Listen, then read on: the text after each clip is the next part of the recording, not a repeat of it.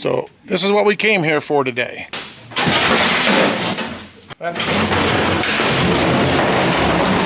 We couldn't get a sending unit readily. One, this is obviously crumpled.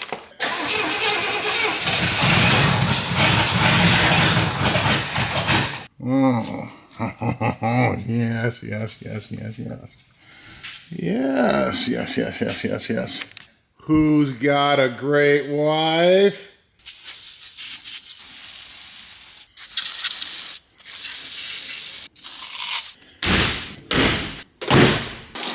You know what, even though I'm not using the pressure washer, I'm still gonna get wet. Just go ahead and put my nuts on the floor right there.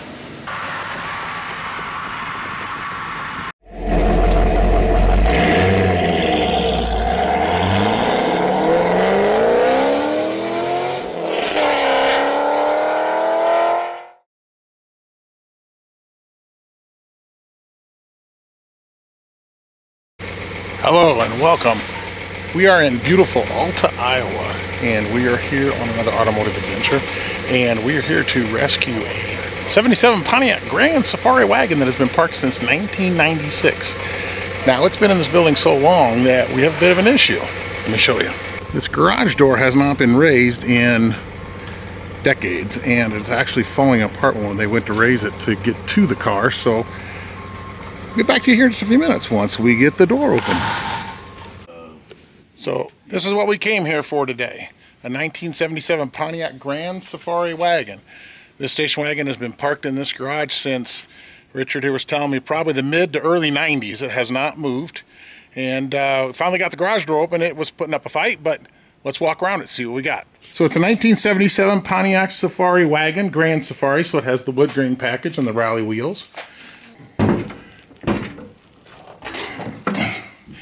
So this one came with the 301 cubic inch Pontiac V8 engine, air conditioning, power steering, power brakes, but it's a basic wagon in that it has manual windows, manual locks, which honestly I prefer. Let's take a look on the inside. The interior is in actually pretty remarkable shape for its age. Has the vinyl bench seat. They couldn't find the keys, so I did have to pop the steering wheel off, and we changed the lock cylinder so that we could get the car put into neutral and steer it. So the parts are there on the floor for me to put the column back together. But as you can see, manual windows, power locks, remote mirrors.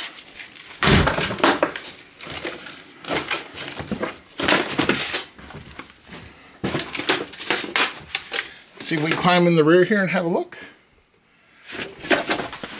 Now here's the next thing. Here's the all cool part. So once we get it home, we'll see what we got going on there. But this car has been in here for decades. So parts of these that usually deteriorate dramatically from sun is these plastic panels. And as you can see, they have been protected and are in amazing condition. I am so excited for this car and to get it home and bring it back to life.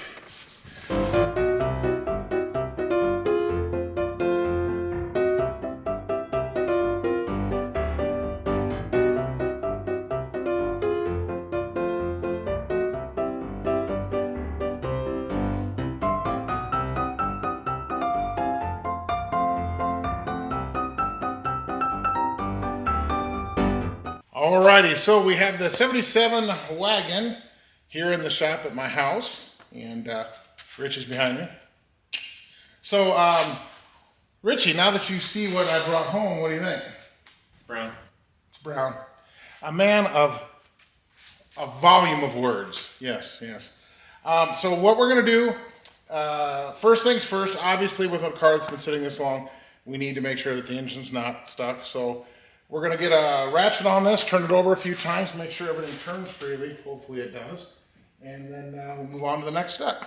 All right, let's see if it's stuck or not. Oh, turns. Excellent. The motor is not stuck. So our human starter, Richie, he's going to turn it over a couple times here and get 2 full revolutions out of this and see what we got. All right, so now that we know the engine turns over, what do you think, Richie? Should we look underneath this thing, put it in the air, and get our eyeballs on it?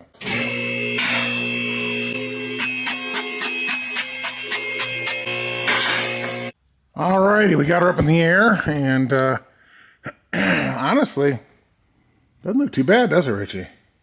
It's dirty. Yeah. But let's see how the floors look and such in here. Bring the light back here and we'll take a look. All right, so this is all actually, this thing was Z-barred and undercoated when it was new. I found the plugs in the door jambs I could see. Floorboards look 100% solid. That is actually pretty badass. All right, let's go take a look back here. Oh, custom exhaust. Oh, custom performance exhaust. Check out those shocks. You see how it's got a spiral on the body? Those are original. That's the only way you'd see those original. Those have never been changed. So what's cool about the fact that the wheels spin? Brakes aren't stuck. Absolutely. So far, I'd say that's winning. And we've probably got something akin to deck stain inside here. But yeah, even the fuel lines here. Yeah, they're dusty and dirty, but look at the fuel lines right above here. Get the light up there. I think we're going to get pretty lucky with fuel lines and brake lines both. Let's keep our fingers crossed. Here's something that's actually pretty cool, though. Check this out, Richie. The spare tire well, these are notorious for rusting out and being gone, and this one's absolutely solid. It has a little dent in it, but spare tire well's good. So, honestly, nice solid car. So, let's get it down and check out the spark plugs in the engine and see if we got any cylinders that are going to work. I hope. All right. All right, we're going to get us some spark plugs out here and see what we got. In the meantime, I'll check some fluids. I think we're going to get pretty lucky on this one.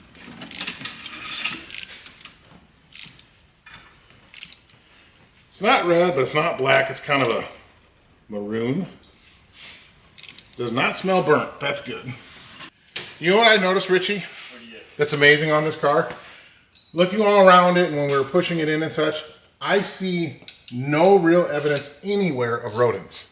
That's true. I don't see no mice nests. I don't see no mice poop. And that's amazing. This thing was on a farm and there's no mice. Let's take a look at under here. Well, I think it's a good idea we got an air filter. Yep. Has 73 vacuum lines on it, yes. I'll pull it off to the side here. Yeah, carboned up, but not bad. Not horrible. Don't know why. For some reason, it smells like old gas. Yeah, that's funny. It's weird. Let me take a look at this if it'll focus in on these or not. But I don't see a lot of oil on the electrodes. There's some on the threads, but the electric just looks like it was running rich last time it ran. But none of them are. I'm not seeing any. First of all, I'm not seeing rust, so no moisture in the cylinders, and I'm not seeing oil, so that's good. So hopefully we're going to get lucky. Upon surveying this, Richie and I have noticed that the spark plugs on the passenger side are covered up by the AC compressor and all the bracketry, and therefore they're good. I think we're going to call them good and see what happens because a lot of work to get to them. Eventually, yes, we will change them. Yes, we'll put the plug wires on, but at first we just want to see if we have spark. We'll see if we have a live viable engine, see if it's going to be a runner. So, last one out on the driver's side. So far, the first three look good. A little carboned up, but no oil. That's good. All right, so we got some spark plugs out here. We're going to get them cleaned up. We're going to go ahead and take this fuel line off here at the carburetor, put a hose on it, we'll run it to a jug. Because if this does start, or even while we're cranking, if there's anything in that fuel tank, we don't want to suck it up into here at all. We'll fill up the float bowl there, and I'm going to run these over to the wire wheel. We'll clean these up. The dipstick's clear in the back behind that valve cover. Let's check, see what it's got for oil, Richie. It's right in the safe zone, right up to full. Woo! That's some old oil. Yeah. Take a whiff. Take a hit of that. Ooh, yeah. Yes. Well, let's put that back in. It's actually not dirty, though. Yeah, it's not black. Not even for the camera. All right. So we will be right back. All right. Richie has got those spark plugs back in and the plug wires on. We got a hose from the fuel line, from the fuel pump, into a gas can. I doubt there's anything in that tank, but if there is, if it pumps any crap up, if the pump even works, we don't want to get it in the carburetor, obviously. We're going to dump a little bit of fuel into the bowl. We've got the battery hooked up. But before we do that, let's see what works. Let's go turn the key on. All right, so we're in the car now, but Never mind these parts on the hump here. So what I had to do is when we went to get the car, obviously we had an issue. They didn't have any keys, Richie. Ooh, dome light just popped on. They didn't have any keys, so I had to pop the steering wheel off, pull out the lock cylinder, put in a new lock cylinder, so the steering wheel was just set on there. It's awful loose, but we have to put the column back together. It was awfully dark in that garage, Richie, so I didn't bother putting it back together there. So we'll do that here. But first, let's turn the key and see what comes on. We already have a dome light. All right. We got activity there. I hear the blower motor. See if it speeds up. Oh, hey. All right, we got blower motorage. Do we have radio?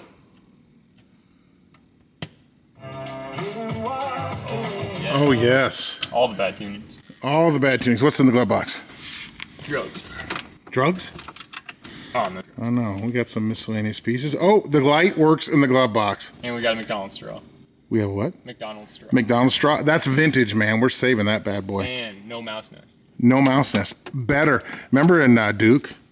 Oh, my God. Oh, that was a mouse nest. That was bad. That was bad. So this has the power rear window lift gate. Let's see. I'm going to go back here. Hit the power button on that rear tailgate. Yes! Score! It opens. Not happy. She doesn't. Keep going. All right, let's stop there. Let's not get greedy. Yeah. What do you think, Richie? It's looking pretty good from back here. Yeah, how about them taillights? Yes, there's one tail light, two tail lights. Brake lights, excellent. Let off. What happened to the brake pedal when you did that? Because we haven't hit the brake pedal yet. Yeah, well, it moves. It does brake stuff. It does brake stuff. Did it go to the floor? No. Oh, you actually have a brake pedal? Holy crap. Okay. Let's go see if we have headlights up front. I see some headlights. We have all the headlights. Okay, there's low beam. How about high beam? Oh, yeah. Yes. Okay, so why don't you shut the lights off, shut the key off, and we'll see if this thing turns over. All right, Richie, I think what we should do is before I put any fuel in the carburetor, crank it over without any fuel for a while and make sure we give a chance for the oil to circulate a little bit. So why don't you go ahead and go key on, and let's see if this thing's gonna crank. Uh-oh, we lost everything. Somebody didn't tighten up the battery, Richie. That's rather anticlimactic. Gotta have drama. Yeah. 8 mil. So now that we have some of Richie's manufacturer drama handled. Jim got the wrong battery. I didn't get the wrong battery. It's the right battery. All right, let's see if it cranks, Richie. I heard it try, and that's what arced. So. Yeah, here we go. Yep. Oil pressure. Yep. Okay, let's crank it a little longer. Let's listen to the cranking. See if we got any galloping.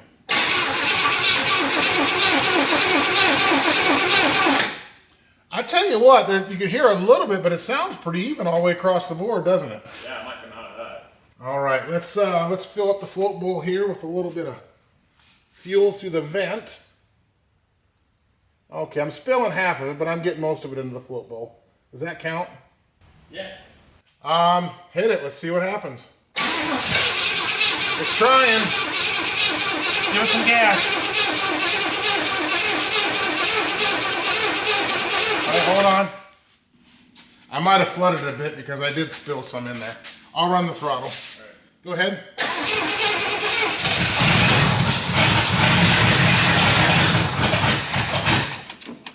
It ran. All right, let's hit it again. I'm excited now.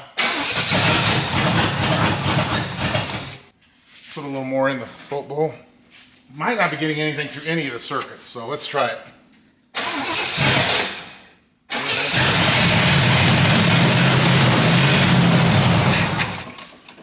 That was pretty acceptable. Let's try it again. All right, let's hold up. Let's see if we're getting anything out of the fuel pump. No, which that doesn't surprise me. Well, since we know it'll run on gasoline, how about we get a little brake clean and see if we can get it to run a little longer.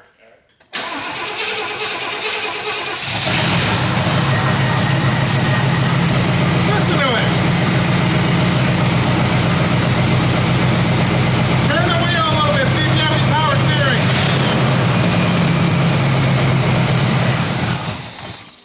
All right, I lost the fuel source here.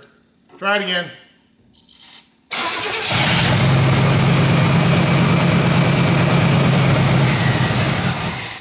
Yeah, I think this carburetor is completely plugged because we filled up the float bowl and we aren't getting anything except what goes down it. Try it again. Yeah, let me get another fuel tank of brake clean. And see if we can get some RPMs out of it a little bit. Go ahead and start it.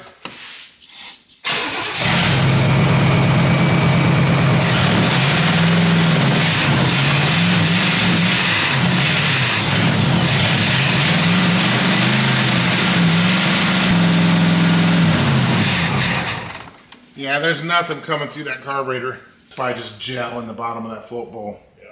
So, all right. Well, hey, great news. It runs. The 77 Pontiac Grand Safari runs.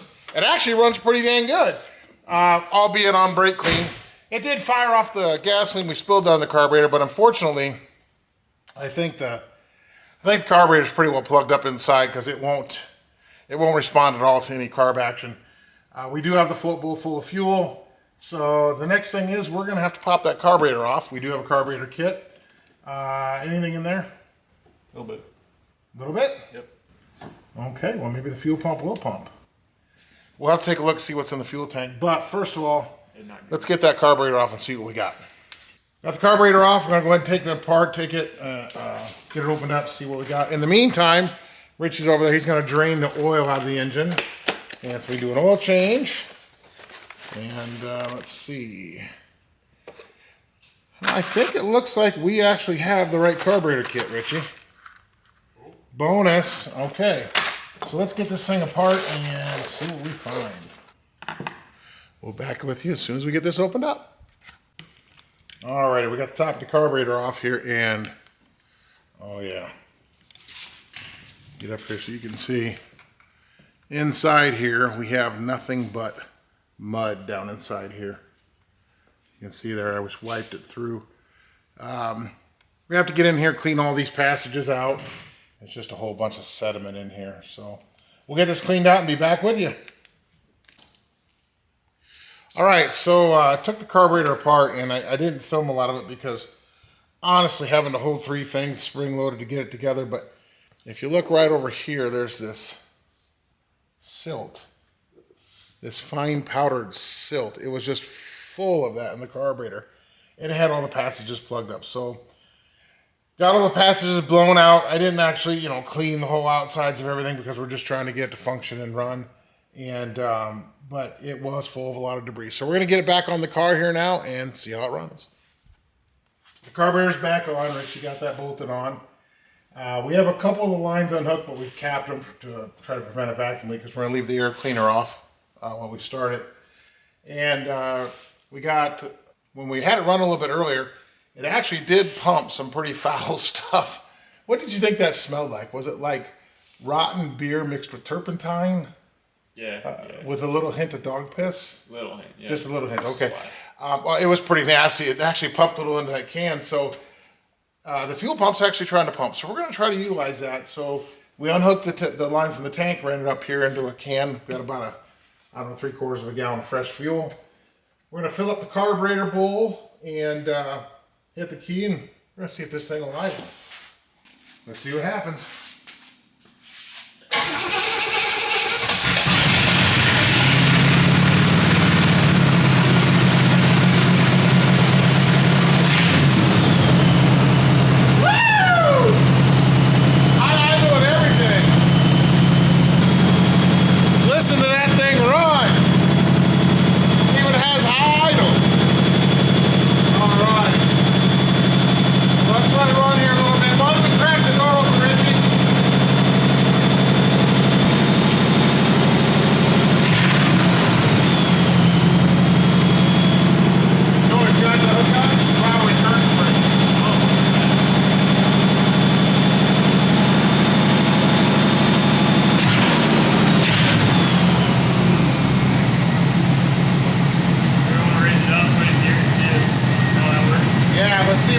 Let's see if we got gears.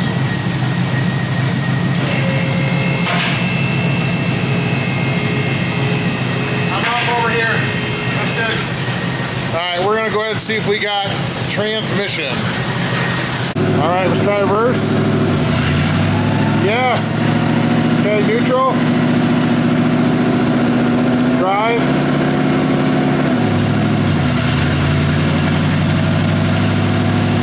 Accelerate a little bit. It actually shifted. All right, neutral. Hit the brake pedal. Are you kidding me? The brakes work? The brakes freaking work. They feel good too. Oh man. All right. Well, there you have it. The 77 Grand Safari Station Wagon runs. Richie worked hard with me tonight, and we got it running. So, what was your biggest surprise? Brakes work. Now, no, we're not just going to leave them alone. We bought all new brake parts. We're going to redo the brakes properly. But so we're going to knock the wheels and tires off. We do have brand new tires for it. And but I think that's going to be it for tonight. We put in a good evening and got it running, heard it run again. And we got a little drip here. The fuel return line is dripping. But if that's it from the first run, I'll take it. Yeah, we ran it for a good, I don't know, 10 minutes. We ran till the thermostat opened and it circulated coolant. So we're going to take that as a win. That's it for today. Back soon. All right, well, welcome back. It's a few days later, and I kind of want to jump back in and give you an update. A couple days ago, I went ahead and I did bust the old wheels and tires off the Pontiac Grand Safari Wagon here because, well, they were junk. Obviously, the tires were junk. Got brand new tires, and show you them over here in a second. I wanted to get a look and assess the brakes and such and see what we got to get going here. So come on in here, I'll show you. Well, as you can see here, it's nice that the wheels the brakes weren't locked up. That was nice. The rotors actually, I mean, they got some surface rust, but there's no real deep grooves.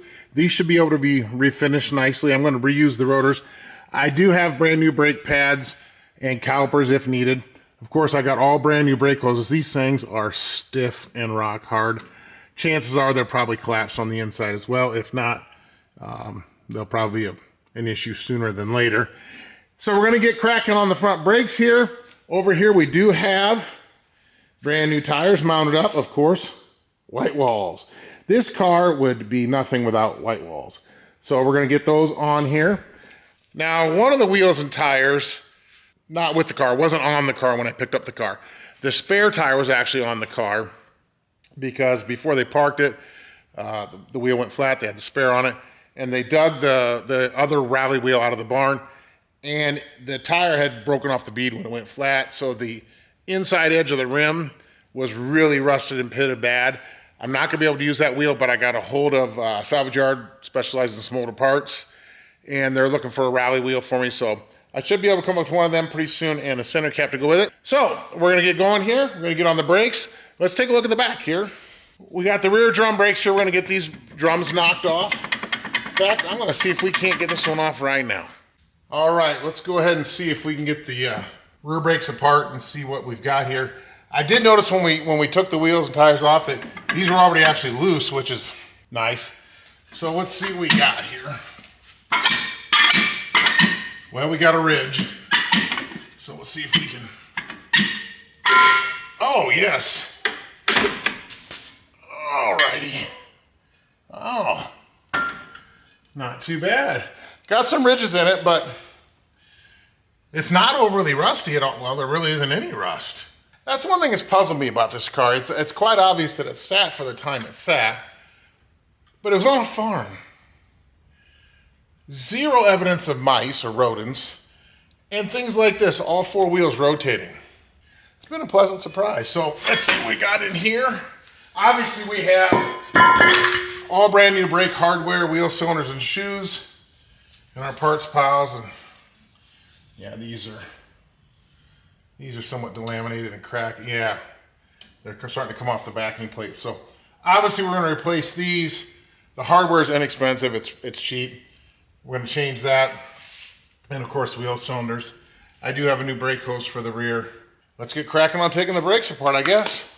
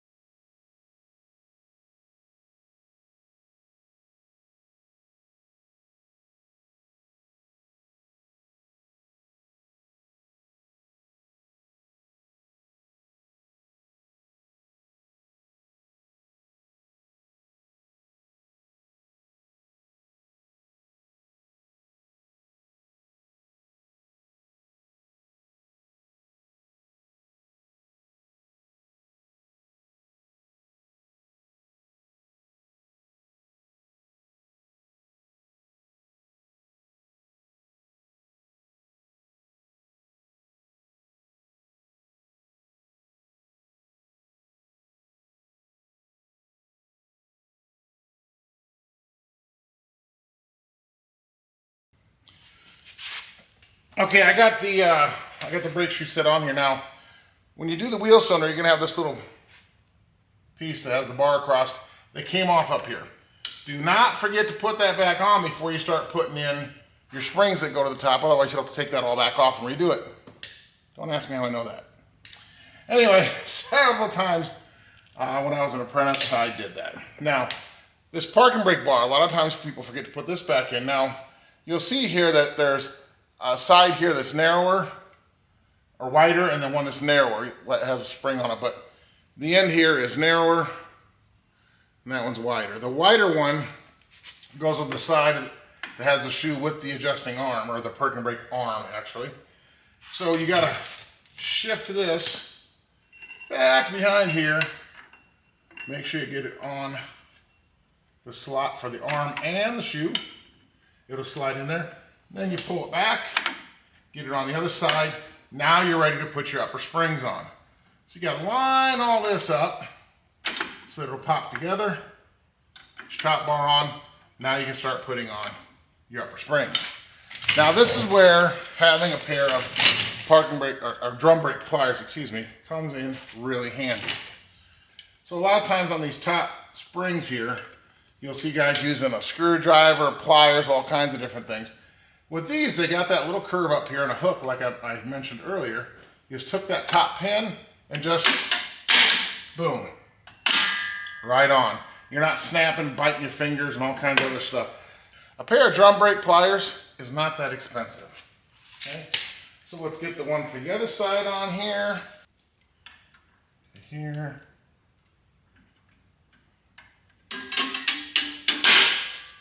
We're good there. Now we got to get the self-adjuster down here and the spring for that. Now, the self-adjuster that came off was in really good shape. It spins nice and freely, so we're not going to have to do a whole lot with that.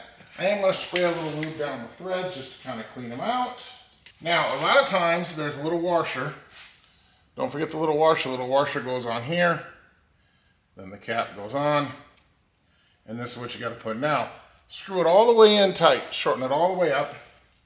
And then what we're going to do is, instead of fighting this spring across down here with pliers or anything else, we're going to go ahead and we're going to put the spring in now. And you might say, well, why do you want to do that? Because you don't have the star wheel in there. It's because you can use the brake shoes, honestly, as a handle. So we hook the spring in, then we take the star wheel, and you slip it up behind this side, and then you just grab the shoes and pull them apart, and you can overcome the pressure of that spring easily and put your self-adjusting star wheel in there just like that. Now, a couple things. You do not a lot of times get this spring that goes underneath the parking brake arm. You do not get one of those in with a lot of hardware kits. So this, you just put it up under there and just kind of slide it into position until it's standing up straight. There's a little pin on the shoe it goes over, and voila, there it is. Now your adjusting wheel adjusts. All right, so this top bar across the top here underneath your springs, you do not get that. So no hardware kits, you want to make sure you save that. The parking brake arm itself, the rod that goes from the top of that arm all the way up to the top pin, you got to reuse that. And you got to reuse the arm that's actually hooked to the parking brake cable, and of course your star adjuster wheel. Now, if your star adjuster wheel is completely seized up, you can get replacements. They're very inexpensive. There we have assembled drum brakes. Now I'm going to go ahead and do the other side, but before I do that, I want to show you another tool that I was introduced to by an older gentleman, a seasoned technician when I was younger.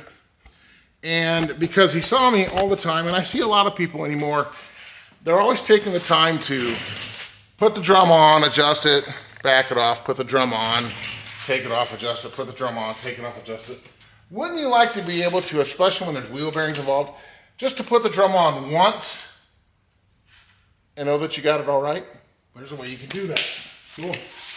We're going to take our turned drum. Now, what we want to do is we want to take a tool that looks like this. This is a drum caliper. Now these, you can get them off Amazon. They're very inexpensive. But make sure you get the metal one. Make sure it's metal. And it just slides like this. Okay? And so what you do is you take this, you take the inside ones down here, and you set them in the brake drum. What we're going to do, I'll set it up here so we can kind of see what we're doing. if this falls, well, you can laugh. All right, so what we're gonna do is we're gonna set this to the inside maximum diameter of your brake drum. You just kind of go back and forth until you kind of feel like, okay, that's where it's the biggest. Then you reach up here, tighten your adjusting screw. Okay, it needs to go out just a little bit more. That's where it feels like the most. That is our maximum diameter of this drum. So now that we have that measured, we know exactly how big we need to adjust the brakes out to. So you can put it right on here, move it up and down. We're not even close. You gotta come out about, I don't know, 3/16 of an inch, which is not uncommon.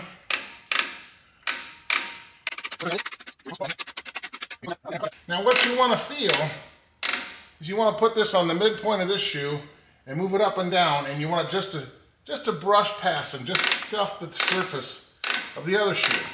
And again, what we're trying to do is get these out to the size of the drum without having to put it on and off 10 times.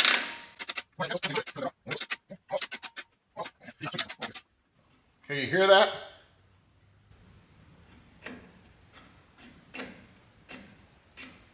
It's just scuffing across there. Okay.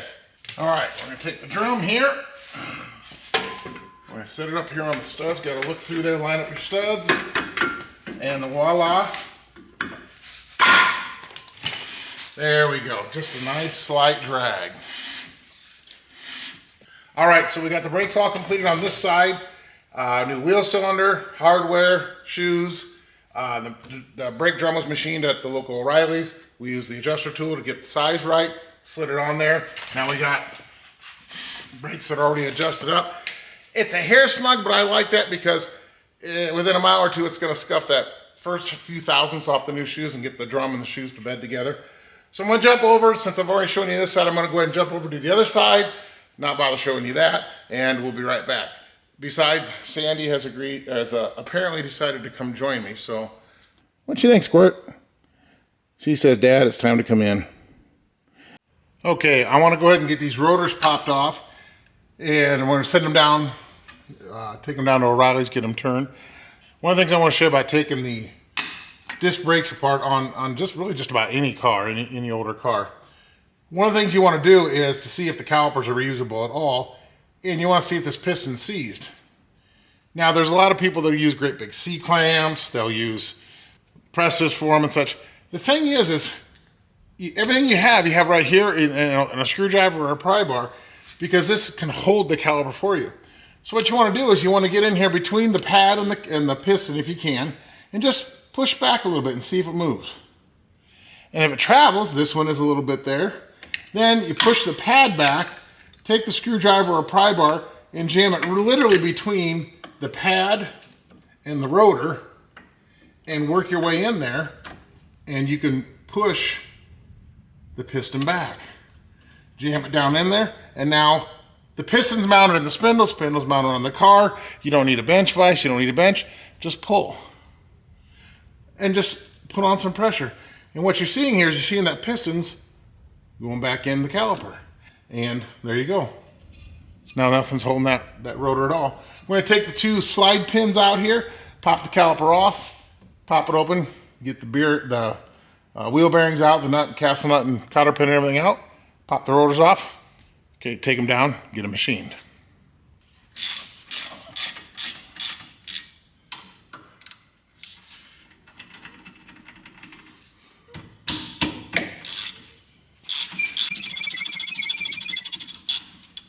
Now you're going to want to take these, obviously, to the bench grinder, wire wheel, clean up the threads, lubricate it, so the caliper has something nice to slide on when we put it all back together. Let's get this one the rest of the way out.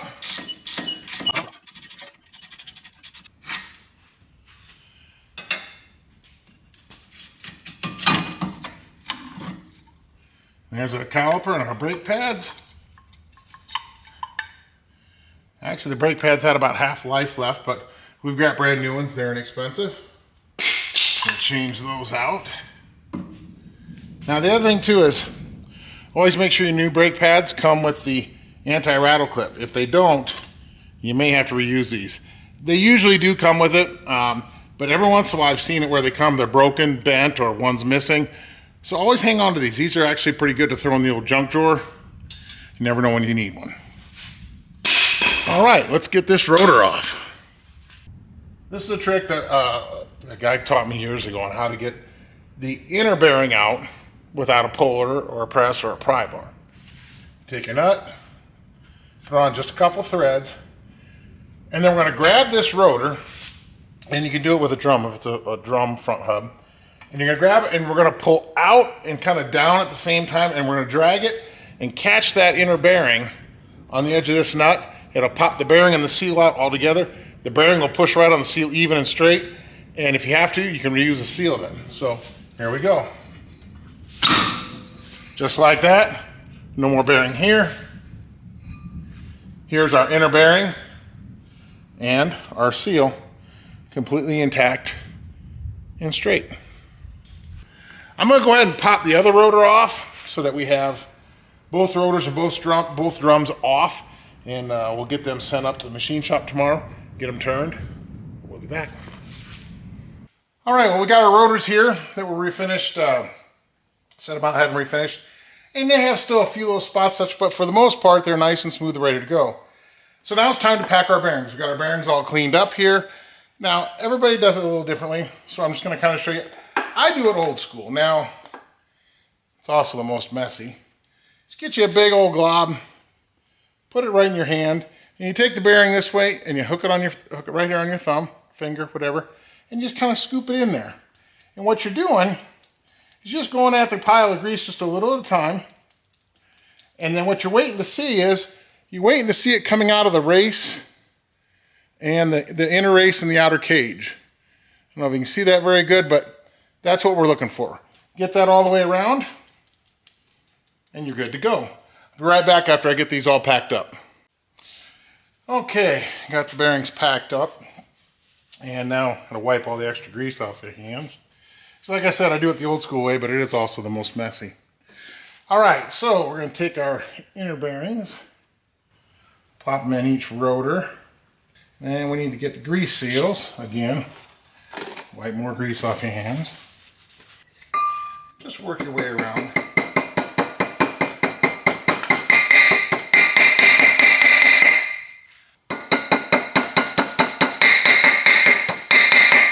All right, now we're ready to take the rotor and put it up on the car and install the front disc brakes. And you should feel it seat all the way back. Then you take your packed outer bearing, slide it in there just like that.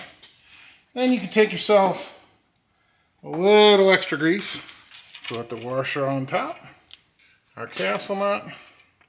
I'd really be interested in hearing how you guys do this.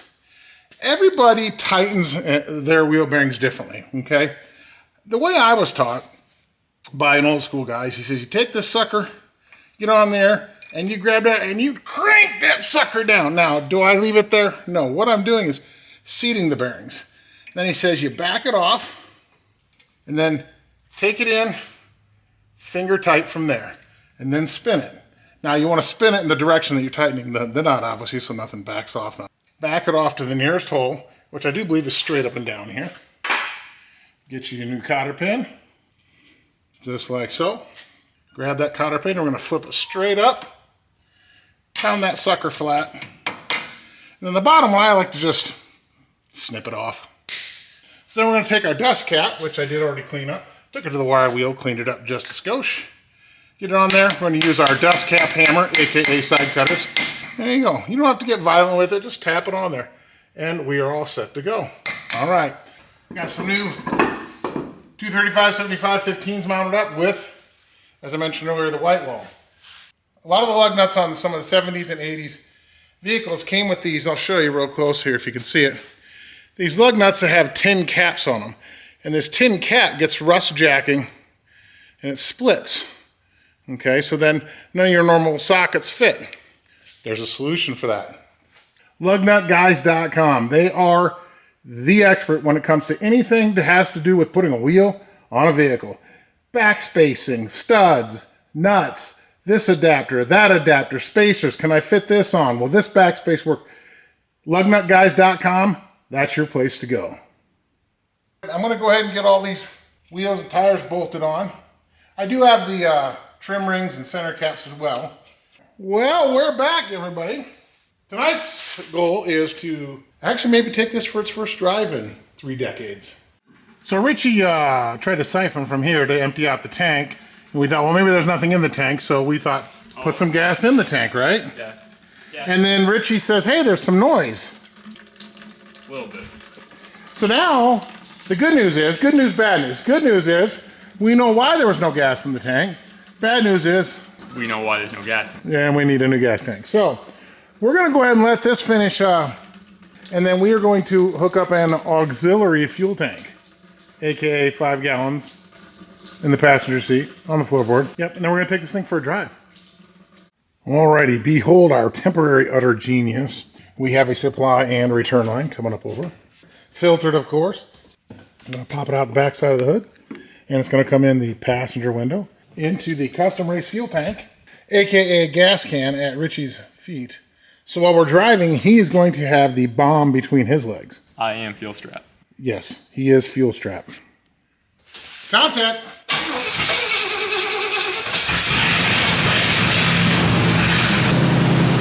We have fuel up here into the filter. It is flowing well. Excellent. All right, it's running. What do you think's next, Richie? What do you think we should do? Well, it's a car. Typically you drive them. So, drive them. Full send? Full send. We're going to take it for a drive, see what it does going down the road for the first time in 3 decades. All right, 30 years.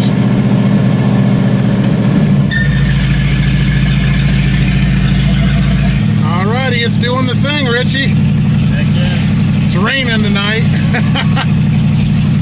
But we're not going to go too far. We just want to make sure it can run down the road. Speedometer works. Windshield's filthy dirty. Yeah. Who's in charge of cleaning that? I don't know. Should be fired. I think you were in charge of cleaning it. Don't fire him. Don't fire him then? No, okay, we won't fire him then.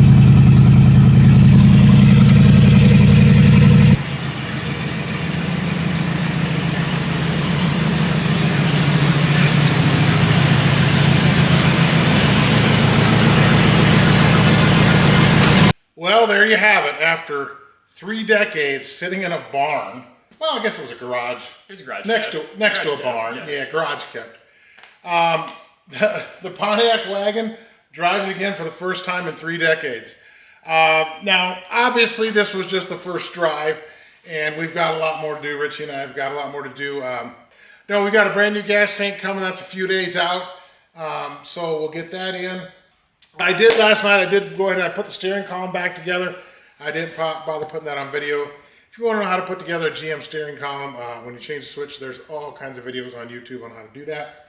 We really couldn't see a whole lot when we were driving. It's raining out. And we couldn't see very well, no. So we need some wiper blades. We got to put that on the list because I don't have those. Big shout out to Brian over at Automotive Fuel Systems here in Marion, Iowa. He went through the carburetor like pro style. There was some serious issues down in the lower half that I needed an experienced car guy for. And Brian, he's been doing nothing but that kind of stuff forever. So big shout out to Brian, Automotive Fuel Systems. Thank you very much for helping us out and getting that knocked out for us. So what do you say we get to work? All right. All right, so we have our brand new fuel tank, thanks to O'Reilly's. And we have an assistant today. Do it? Yes. Sandy has joined us. Say hi, Sandy. All right. We're going to get to work here. Let's get the car in the air. Get going.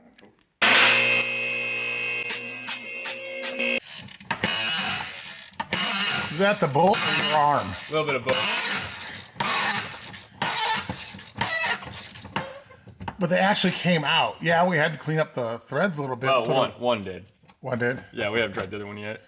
Well, hey, again, you crushing the dream. We know the reality. Don't mess with the fantasy, Richie. Why do you keep doing that? Just go ahead and put that on the floor, Richie. We need another guy to be holding this or something. Sandy's trying, but she ain't got quite the long arms. Yeah, her paws are a little short.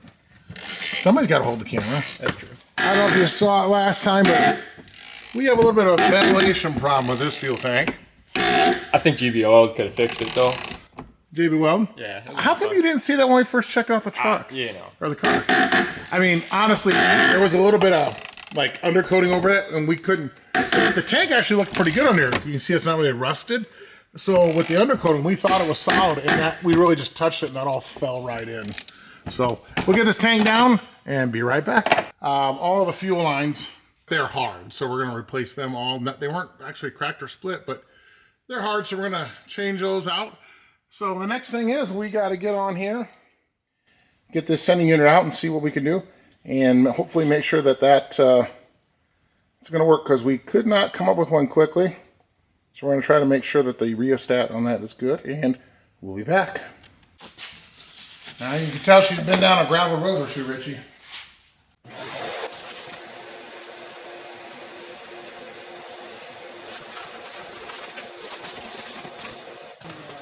Okay, we got that vacuumed off. Let's get some penetrant spray on there. Richie's starting on the rear shocks there.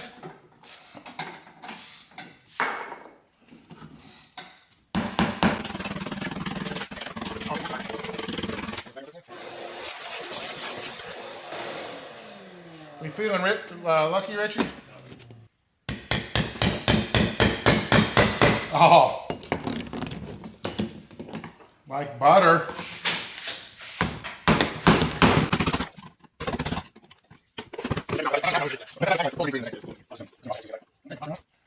Oh, she's a little stuck. We'll be right back. I get this apart.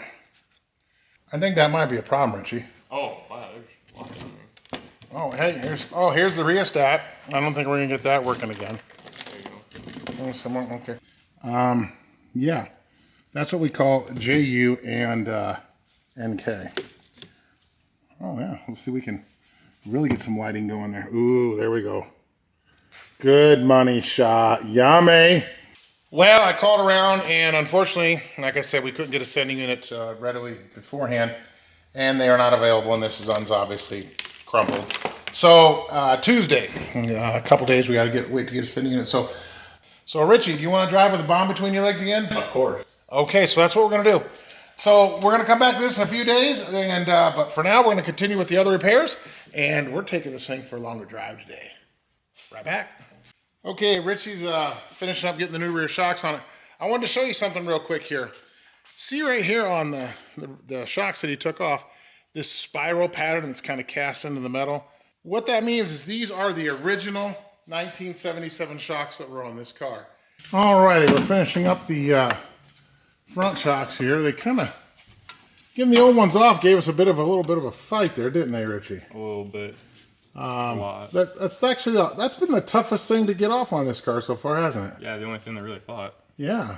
So it's going to tighten up the top of the passenger shock here real quick, and then we're going to move on to cooling system. Maybe. Yeah, don't let that kick your ass. On front shocks, you want to tighten it down till you got the two washers and the two rubbers. When the washer squishes to basically the diameter of the washer, that's where you want to be torque-wise. So we're getting those torqued down properly, and then we're moving on to cooling system. Alrighty, we got the radiator petcock open, and it's draining the coolant out. And I'm going to start changing the radiator hoses while I'm doing that. Richie's going to get that master cylinder off. We'll get the new one bench bled, and be right back. What are you doing, Richie? Are you on break? Yeah. Union mandatory brake. Union mandatory brake. I get it. All right, Richie's down there. We're getting the belts changed. Look at these old ones. Just cracked all to smithereens. These belts here were not much left for this world. Anyway, we're going to get those knocked out. We're going to go ahead and change the oil one more time this afternoon. We have run the car quite a little bit. It's probably got about an hour of run time on it. Fresh oil change, and then we're ready to take this for a drive today. All right, just finishing up the oil change. Clean it off. Look at that Pro Touch. It's all about the details, Richie. All right, we got the oil drained, oil filter changed. Let's drop this thing down. Let's put some oil in it, and I think it's drive time, Richie. Oh, hold on. We're not getting torqued down the drain plug. Did you put it the German torque spec? Getting tight? Yeah, good and tight. All righty, we're finishing up dumping the oil in, and Richie has a brand new air filter. We're gonna pop in. We got the air cleaner assembly back on. There you go. All right. Well, we got her all buttoned up here. She's idling good, so I say we go for a spin. I think we need a puppy co-pilot. Yes, we do. Hi, Sandy. You ready to go for a ride? Oh, yep, she says, let's go, Dad. Hit it. Well, we've made it, I don't know, 3/10 of a mile. So, by all good judgment, I say we just put it on the highway and send it. What do you think? Yeah. I mean, Okay. It could only be good.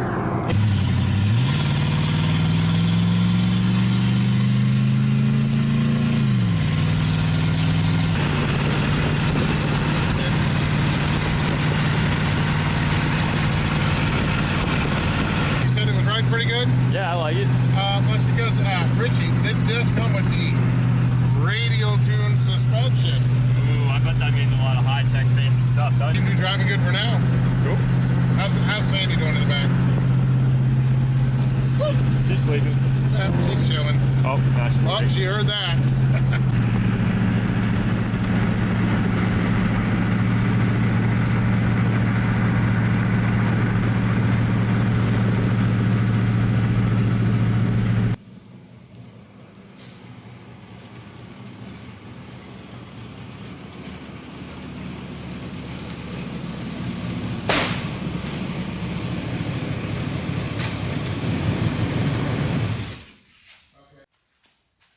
Well, that's going to about wrap it up for today. What do you think?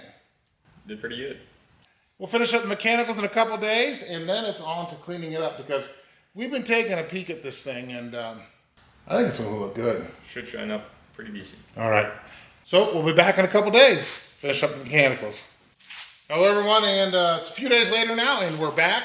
As you can see, we have our brand new gas tank, and our new sending unit came in. So we're going to go ahead and get the sending unit popped in the fuel tank here. We're going to get all this stuff back up under the car. So you take your big, the big old ring, set it down in the groove, of course, and then don't forget to run your lock ring all the way up on top of your sending unit here. We'll drop it down in the tank.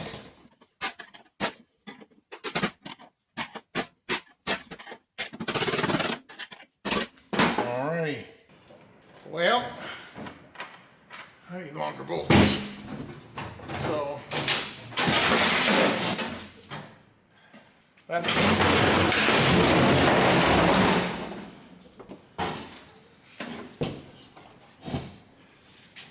so the guy can get his hands freed up.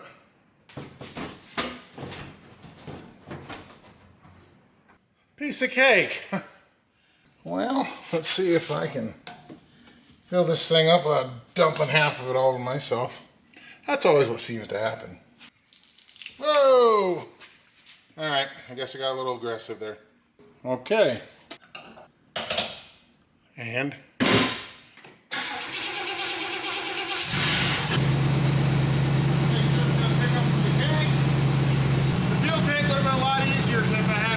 but you know, he can't be here every day. Well, there you have it. Grand Safari Wagon runs on its own fuel tank now. I think Richie's going to be glad about that. No more IM fuel strap. Now, the muffler, obviously, we got to quiet it down.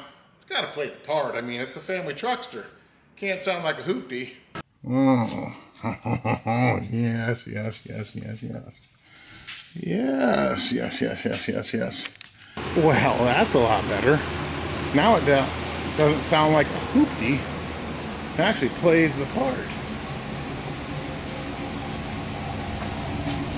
Yes, yes, yes. Much better. Much better. Now it's actually a civilized vehicle. I wanted to chime in here real quick. Thank you so much for watching the first episode on the wagon. I appreciate all the interest and everything that everybody's had. I have received many emails already asking about merch. I didn't think it was something I was going to have to address for a while, but it's in process. Bear with me, we'll get some out. And please leave a comment down below as well. Let's get on back to the video. Alrighty, a couple of things that still got to do. It's amazing. You think, oh, I just got this left, I got that left, and then you start remembering, oh, what about that, what about that? So, this is one of the things, you know, greasing the chassis. It's something that we've got to do. obviously. I want to come in, especially ones that have been sitting us long, just, you know, hit the tip of the grease zerk there with a wire brush. Just, you don't want to push any of that crap into it, but, and you don't have to pump it till you see it come out the boots all the time. Just, if you see them swell up a little bit and you know what's going in there, that's really all you need to do. Alrighty, we got our front end greased up here, and I think it's time to move on to the next thing. We're going to be revisiting the front brakes here. Ordered the wrong calipers. That's on me. You might have seen that I reused the old calipers because we're trying to get the car drivable. We're going to change the front calipers and hoses and then move on to the next thing. So let's get these wheels off.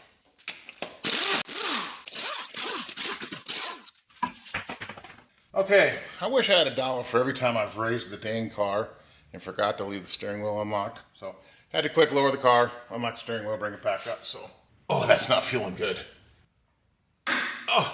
Oh yeah, like butter. Now that we actually have the steel line already, you know, cracked loose, I like to switch to a regular wrench because it just goes quicker. For those of you who don't know, it's called a flare nut wrench. So a flare wrench wraps around the head of, if you want to call it the bolt, but it's actually the flare nut on the line. So it grabs it by more sides and it's thicker than a regular wrench. So you got more metal on there and less likely to round it off. But once it's cracked loose, you don't need that extra gripping power. And it's just a lot more to slide it on and off. So I like to switch to a regular wrench just to take the line the rest of the way off. Caliper up and off. Got our new caliper here now.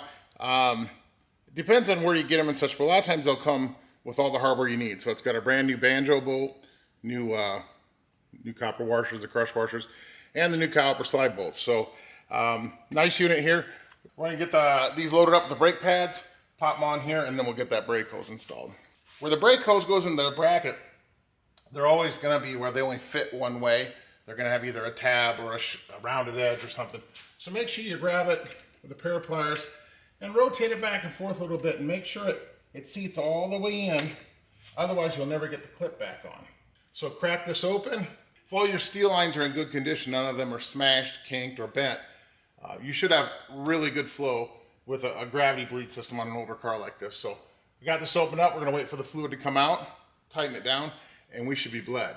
Well, as we're going there putting the plugs in, and my wife came down, and who's got a great wife? She realized I might be hungry, so I got to take care of this. Be right back. We're going to go ahead and move on to servicing this transmission. We're going to go ahead and get everything scraped off here.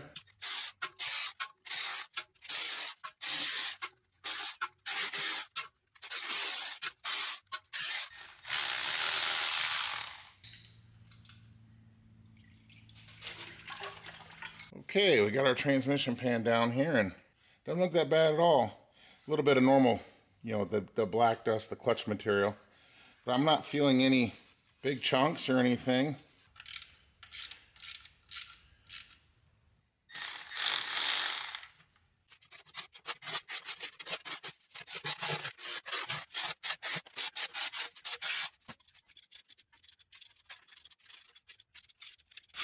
Now I ran them up with the cordless ratchet just to get them close, and then I'm doing the final torque obviously by hand. So that's how I do it. How do you guys do it? Share it down in the comments there. Okay, let's go fill it up with some fluid. Okay, just dumped in 4 quarts to get her going. Let's get her fired up.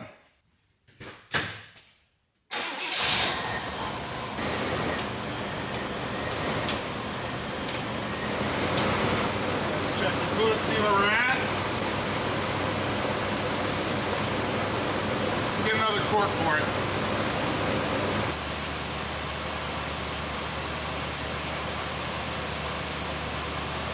Right at where it needs to be. Picked up a couple new wiper blades. Let's get them put on. It's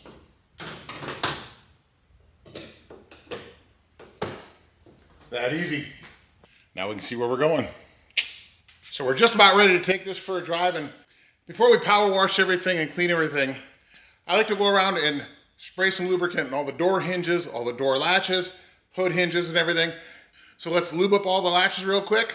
Take this thing for a ride.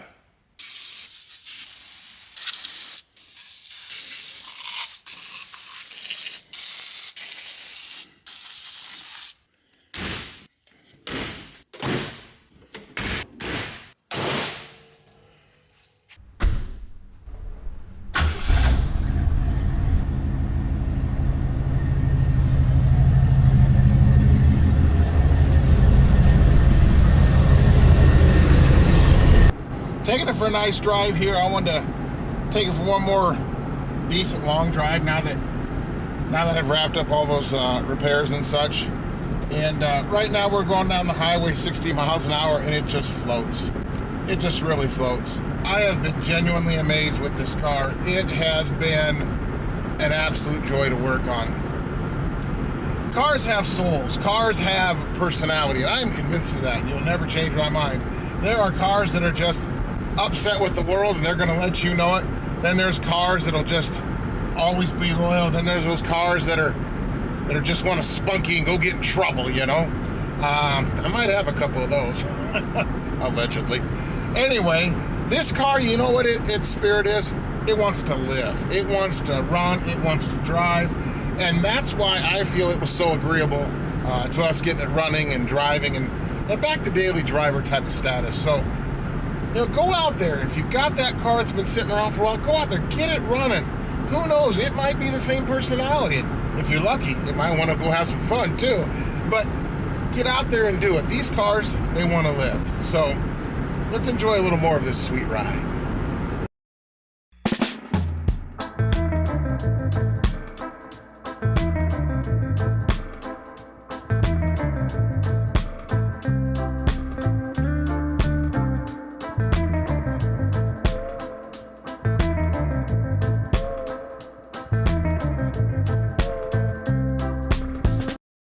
All right, we're just about back home, and that was a nice little about 15-mile drive, and this thing just so far is driving flawless. I can't complain one bit. Hit that subscribe, and I'd really appreciate it. And then leave a comment down below. What do you think so far? I'd love to hear from you. I do read all the comments, and I do try to reply to all of them. Also, drop an email to theinevitablejim@gmail.com. Again, I read all of those, and I'd love to hear from you. Show me your project car. What are you working on?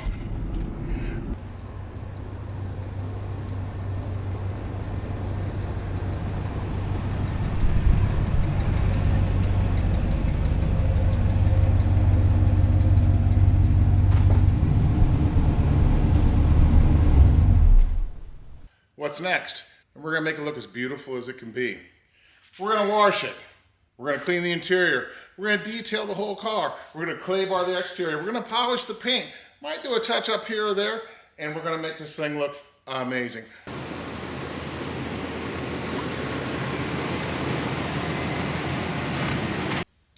Let's talk about washing a car. Get yourself any of the popular car wash soaps. They're better for the car. They actually do a little more cleaning. Using the dish soap and stuff, you can do that, but these aren't that expensive. A lot of times you can find them on clearance. Get you a 5-gallon bucket. Use a nice microfiber type mitt or a good old sponge when you're trying to get you know, a lot of this dirt and grime that we're going to get off this car. It's been sitting. Engine degreaser, we're going to be cleaning the engine bay, and some bug and tar remover for some of the tough stains around the car. So let's get to cleaning this thing up. Okay, first things first on this old girl here, what we're going to do is, and I don't do this on all the cars I do, but let's face it, we know this thing lived on a gravel road a lot of the times. And the way I know this is, so right up here where this, one of the fuel lines goes, there's a spot in the frame when I was feeling up here doing some stuff, and look at all this dirt. I mean, it is just full of all this dirt in this area. And the frame rails are just full of this stuff. So I'm gonna get you guys set up on the tripod here, get the hose out, and get started on this. Now, I don't use a pressure wash. I use regular old garden hose because I want water flow through the rails. Get your hose up in here, and along the frame rails, a lot of times there's holes like this. Just get your garden hose on full tilt boogie, stick it in there, and just let it run. And you'll see, over here, you'll see dirt just pouring out of these other holes. And what we're trying to do is we're trying to rinse all that dirt out of the frame.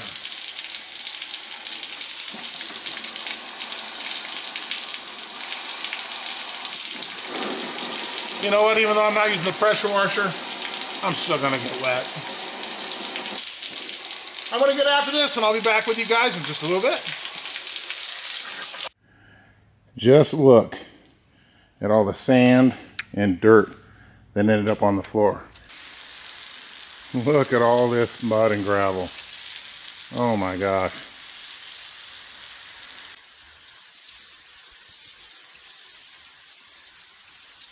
All right, let's get to washing the engine bay.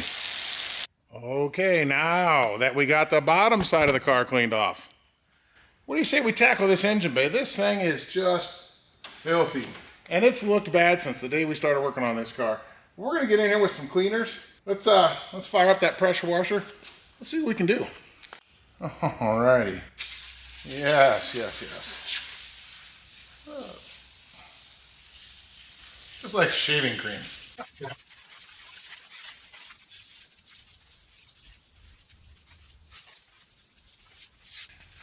All right, I'm going to add a little more, but then we're going to let it soak and marinate a bit, and then we'll be back with the pressure washer.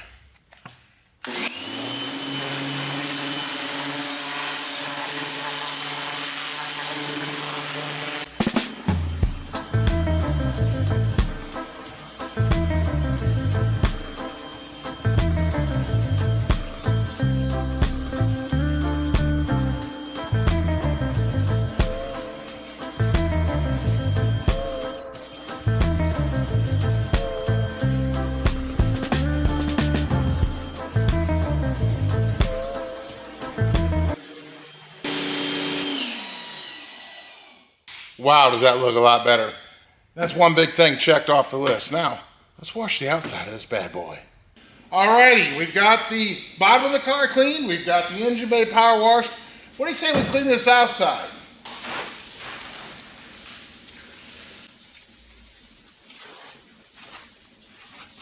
Now, just like washing anything else, my grandma taught me, start at the top, work your way down.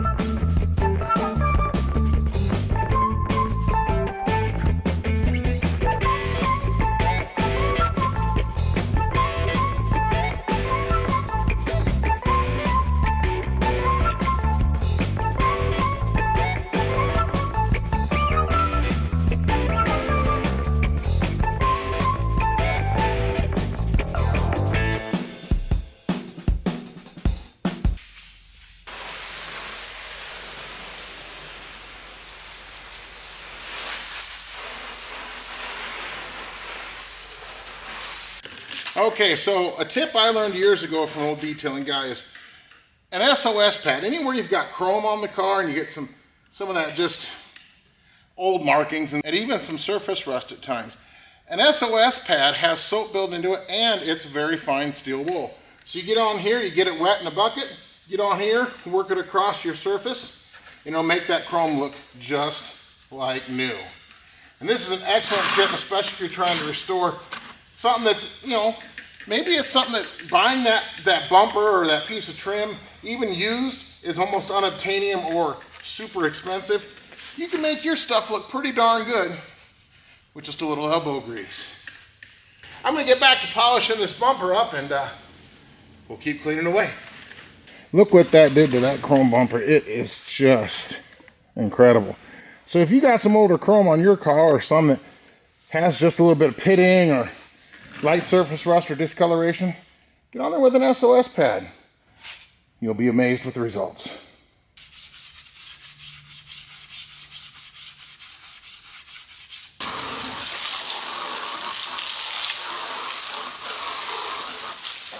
And voila, white walls. All right, we're back here to the home shop. We're gonna start on the cleaning of the inside of the car now that we've got the outside washed. We haven't done the paint correction yet, but we're gonna get on into the inside of the car. Now, we've just driven the car and we haven't really gone through anything. So we have some helpers this evening. My lovely wife, Pamela, has decided to help out, and Sandy's hiding down there. we're gonna get started. Let's check it out. Alrighty, let's open the back up and see what we got. Vanna hit door number 1. One of the things that's great about this particular car is these plastics on the inside, there and over on this side, these always deteriorate from ultraviolet damage. And since this car's been in a garage, sheltered from the sun, they're in excellent condition. But let's set up the tripod and get in here and see what kind of treasures we have. We have not opened this up yet. All right, let's see what we got under here. Now, originally I thought this had the 3rd row seating, but unfortunately it does not. But it does have a storage compartment under here. What kind of treasures do we have? Let's see, here's a newspaper. December 15th to 18th, 1987. Wow. All right, well, we've got that. We've got a pair of old gloves. Got an old rope. Typical farm stuff. A lot of dust, a lot of dirt. The original jack. It's like part of the original air. This is the air intake snorkel for the front. We could probably get a new flex hose for it and then clean it up just a bit. We'll get this cleaned up and put on the car. Got a pair of side cutters and a screwdriver. Sweet. Yes. I wonder what's over here in this compartment. I'm surprised there's no mice droppings. No, there is no mice. What do we have here? Yes, we have a child's shirt.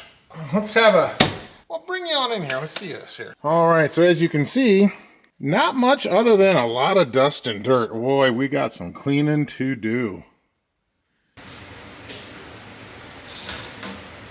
Wow. This is full of dust. Oh. Woo! I think we're chucking this. All right. I think this looks like a very good job for an assistant. You ready, Sandy? Why is Sandy looking at me?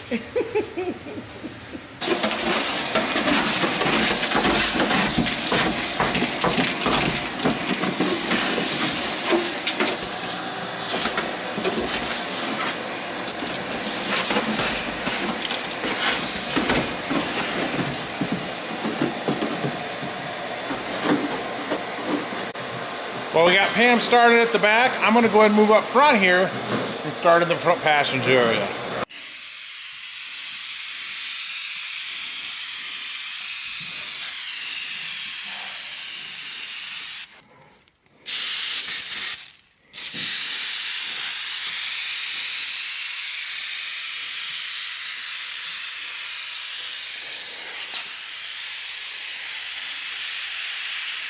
Let's get after that a little bit. Let's clean up these door panels.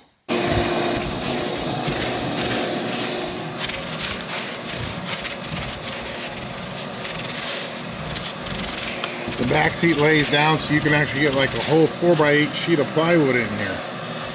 We're getting this all vacuumed up. Starting to look good. Probably not going to video a whole lot of the actual scrubbing here because we want to keep our hands moving. It's kind of hard to hold the camera with one hand, but I'll get better at that. All right, so we are hard at work here, making a lot of headway. The back's all buttoned up in here. Pamela has been working really hard on the vacuuming and such. What's this? What is it? Save 35 cents on a half gallon of metal gold ice cream. Let me see that. Let's get a shot of that. I wonder how old this is. I don't know, but do you think they'd honor it? Hey, we gotta try it. It's ice cream. Ice cream. You scream, we all scream for ice cream. I'll have to look at this later to see if I think there's a date on that. But as you can see, the carpets are starting to come out pretty nice. I've been hard at work on the door panels and the seats. Pamela's been doing all the windows and such. Got to vacuum the front yet. But the interior is looking pretty good overall. I mean, check it out. You can actually see out the windows now. So we're going to keep cracking away here. Get the floor vacuumed up front. Lots of gravel up here. I think we could pave a lot with all this gravel. Yeah. What do you got? A find? I don't know. We've got all kinds of. Oh, look, a shower cap. There we go. You can save that for later.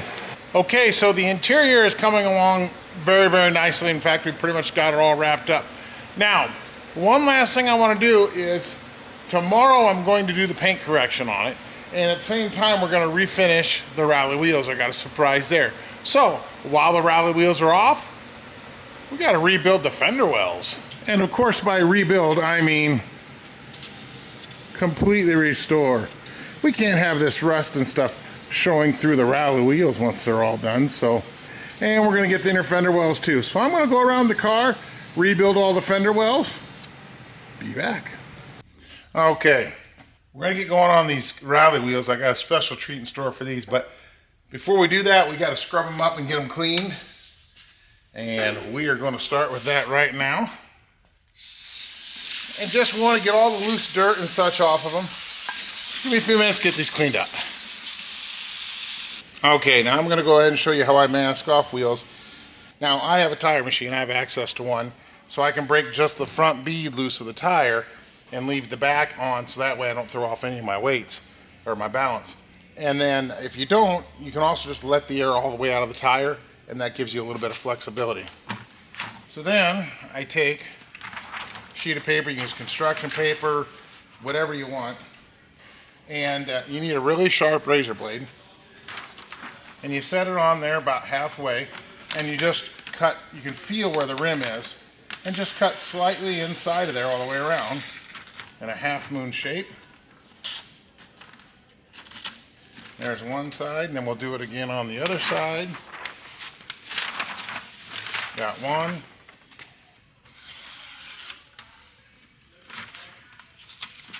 Okay, now we got both our halves. You just simply tuck it in under the tire, or between the tire and the rim. Have some tape, and tape them together. Now, you can use playing cards. I've seen that trick where you lower the pressure down just enough you can push it down and stick playing cards all the way around. And that works too. Just however you can. You don't have to take the tire all the way off the wheel. And then I take these other half moons that I cut out, and I just add them out here for extra overspray protection. And that's how I mask off a tire to respray it. Okay, now these rally wheels are two-tone. Obviously, we have the silver on the spoke and the charcoal gray on the rest. So what I'm going to do is I'm going to paint the silver first, and then we're going to come back later after that dries, and I have some stencils to help us with the rally pattern. So I'm going to get the spray in here, get the silver on there,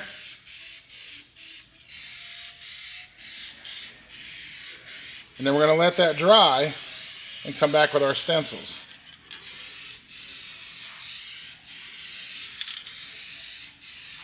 And for this, I'm just using an actual duplicolor wheel paint.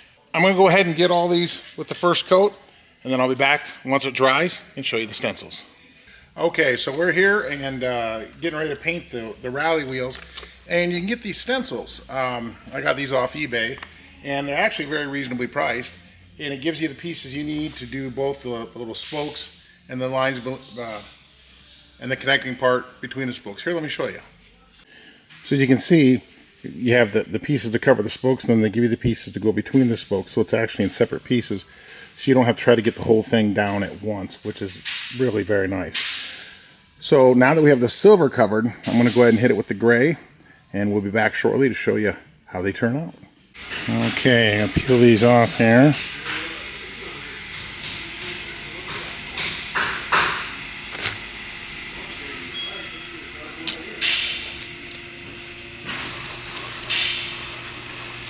Oh, not too bad actually.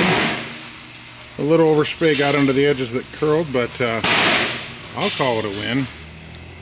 Well, look who decided to stop by. It's Richie. Where? Yeah.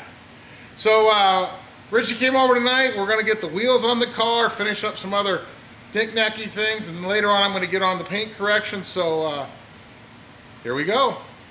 Richie and I are getting the trim rings and center caps and the other 3 rims.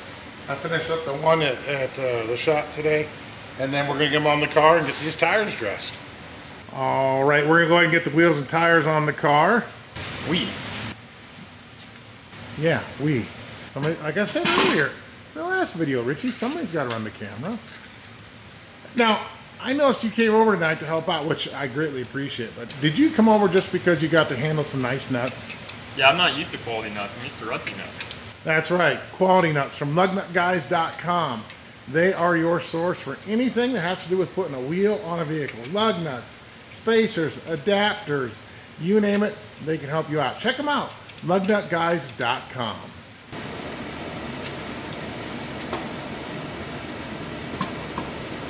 Is it kicking your ass? Don't let it kick your ass, Richie. How'd you put a tire on? Is it kicking your butt, Richie? A little bit. Okay. Dropping new nuts. Just go ahead and put my nuts on the floor right there. There's a dirty spot on that wheel, Richie. We're gonna have to polish these up with some dressing, aren't we? It must have been the one you're supposed to clean. Oh, I know. I'll get to it here in a second. So you were saying a minute ago you're getting tired with putting the wheels on the regular way? That's not how we did it at Walmart. Okay, well, you gonna show us how you did it? Yeah, I'll show you how to do it. All right. Whoa! Yeah, pretty fancy like that. Yeah. Well, you're getting better. That one didn't kick your butt. You got it right on. Sometimes you just gotta show them spots. So when you put a tire on like that, does that make you special, or? Well, I mean, I'm already special, but like this is a better special. And here we have a special treat. Turbo Richie tightening up the lug nuts on the Safari Wagon.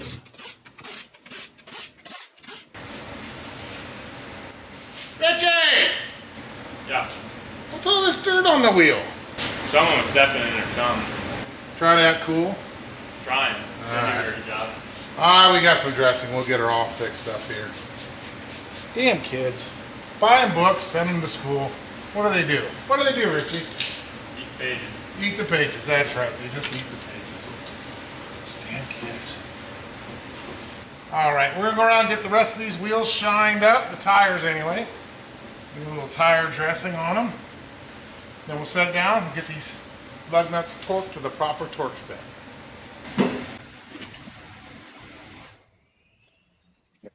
You never did say what you thought about the Riley wheels now that they're all redone. Well, they're not American Racing Torque Thrust, so that's pretty cool. Like every other car in a car show has. So a little bit different. I like it, so that's neat. Yeah, and they are pretty badass because that's what this car came with.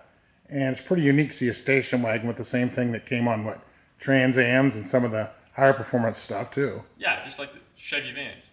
Oh, come on, dude. Richie, there you go again. You're killing the fantasy. We know the reality. Why do you have to kill the fantasy? It happened.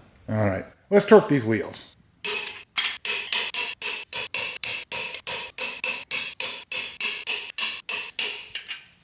What torque spec did you use? All of it. Okay, perfect. All right, we're gonna get ready to go ahead and do some of the paint correcting and polishing as best we can on this car. Some of the things I like to use, I've got set up here. So the first thing we're gonna do is, even though we've washed the car really well, dried it off, there's still a lot of debris, especially ones that have been sitting a long time, like Survivor cars. So you wanna make sure you clay bar it, and I'm gonna go over what that means if you don't know. Some quick detailer to use to lubricate the clay bar. And then you want a good selection of microfiber towels and some good old terry towels. And then I use an orbital type polisher with sponge pads. This happens to be a Meguiar's unit, but you can get them in all different types. And the reason why I use a sponge pad is I've used the wool buffers before that you traditionally see, but they can be very aggressive. They cut well, but if you don't know what you're doing and you catch an edge or something, they're very unforgiving, and especially on this older single stage paint, they'll burn right through. So these are a little more forgiving. I like that because, let's face it, I'm not a professional detailer, and these older cars, the paint's only so thick. So that's why I like to use it. So we're gonna go ahead and get started here, and we'll start with the clay bar. Let me get set up, we'll show you what we're doing. So if you don't know what a clay bar is, it literally is that. It's a bar of clay. You want to work it in your hands, warm it up, and get it kind of soft. But something I want to tell you about this. If you drop this on the floor, throw it away. It will pick up anything that you have on the floor, a rock or any type of debris, and you end up damaging your paint more than helping your paint. So please keep that in mind. So we're gonna knead it into shape here, and we're gonna open it up a little bit so that we can get it to fit our hand, kind of like this. And so you can cup your hand around it, slide it back and forth. Now we're gonna spray the lubricant on there, and you can use water. They say you can use water. I like to use a quick detail spray. Just seems to work a little better for me. And then when you're going to be wiping, you wanna make sure as you wipe this way, you kind of rock it up this way. And when you wipe back this way, you rock it up that way. And you just go back and forth. And what you're gonna do, you're gonna feel it dragging and you're gonna hear it. And then all of a sudden it's gonna go smooth and that sound will go away. And that's when you know that area is clean. And then you should see the debris in the clay bar. I'll show you right now. Spray just a spot. We'll start down here at the corner of the hood and work our way up. Now you work in a small area. So we got the clay bar ready. We put it down, put a squirt on that, and you just start going. Back and forth. Now the reason why we want to get all these contaminants off the paint is we don't want to just grind that into the paint that we're trying to polish. We want to get all the grit off because obviously that isn't going to help us in our efforts to want to get the surface shiny. And then once it's done, or once you're done with a spot, an area, just go ahead and dry it off with your microfiber towel. Now you can see here all the debris that's on that clay bar just from that one small area. Knead it up again, get a clean spot, and keep moving on. So this time I'm going to do a spot. I'm going to try to bring the camera in here so you can hear it. Do a spot right here in front of the camera, and hopefully you can hear what I'm talking about. Now listen. You can hear that. And then what will happen pretty soon is that sound will dissipate. You hear how it's going away? And that's when you know you're done with that area. And again, look, all the debris we're getting out of this paint. I'm gonna go ahead and keep going and knock this hood out. I'll be back in just a little bit. All right, now we've got this part of the hood all clay barred, and you can feel it's just already noticeably smoother. Now we're gonna go ahead and we're gonna polish it. Now, I've used lots of different compounds, and I tell you one I've really fallen in love with is Meguiar's 105. It's called Ultra Cut Compound.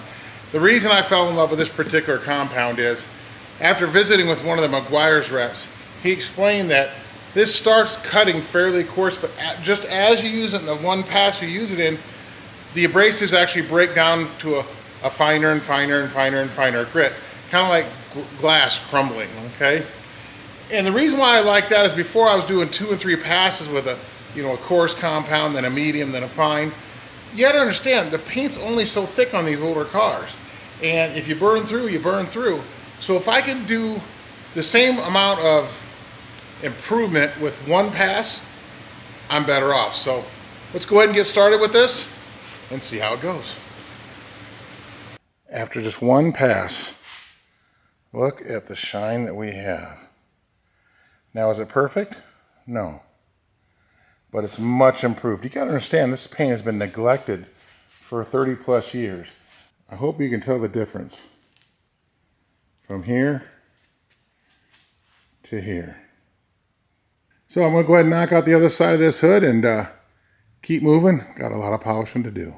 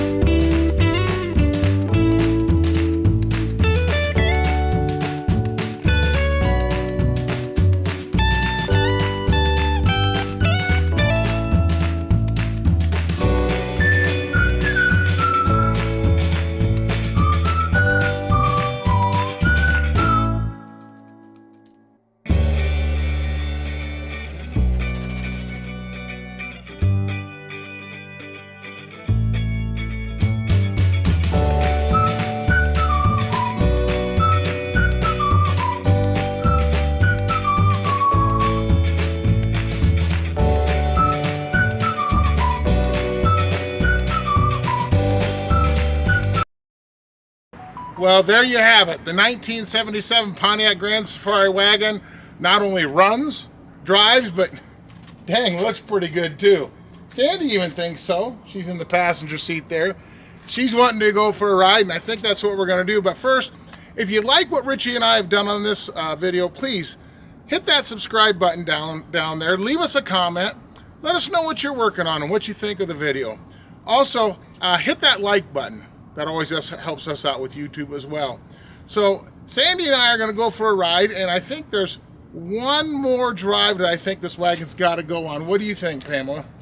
Oh yeah, there's one place I have to have Jim take me before we wrap this up.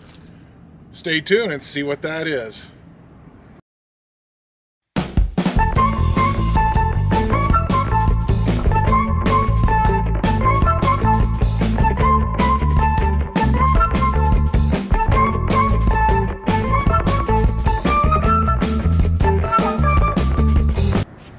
That's right. What else do you do with a station wagon? You go get your Christmas tree. Do you want to help her pick it out? Is this one you can pee on? Like this one? Do you like this one? Is this the one? This is the one. All right. Well, guess what we have? We have a station wagon to haul it. Yes. Let's go put her on the wagon. Excited. Let's go put her on the wagon and get it home.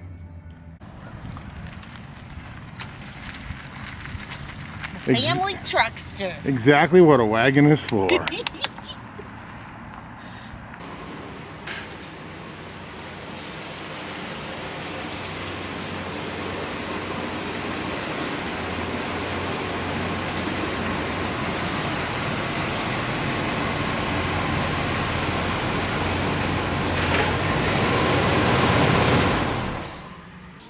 Well, I hope you've enjoyed coming along for the ride in this compilation video for the Pontiac Grand Safari Station Wagon.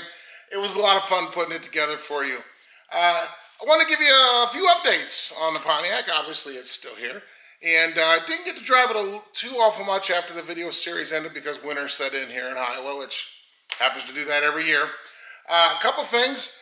In some of the videos on the interior shots, especially towards the end, you might have noticed in the rear cargo area, there was a lock missing from the cargo lid. That's because I had taken it out, and I took it out and took it to the locksmith and had, yes, door keys made. So now not only do I have a new ignition key and tumbler, which you saw in the video, we now have door keys. So that's a plus. That's a plus. Additionally, Pam actually did a couple little things after the video series wrapped up. One of the most notable is the Pontiac arrows in the center of the wheel center caps. She painted those red for me. Looks pretty sharp.